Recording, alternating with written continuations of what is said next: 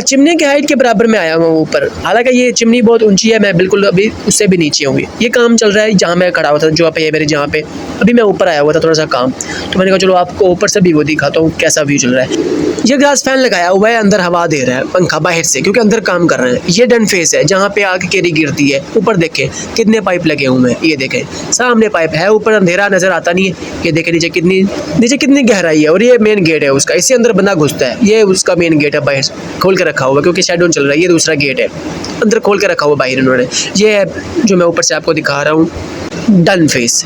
ये देखा कितनी बड़ी हाइट है इसकी, दूर से छोटा सा लगता है लेकिन है बहुत बड़ा डन फेस है इसका।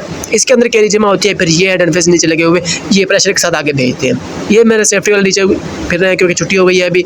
तो ये देखें ये सारा लोहे का बना हुआ है पावर प्लांट, तकरीबन 150 फुट से ज़्यादा इसकी ऊंचाई है। और ये देखें ये है आईडी फैन, जो छोटा फैन है। मैंने पहले आपको बड़ा फैन दिखाया, ये छोटा फैन है।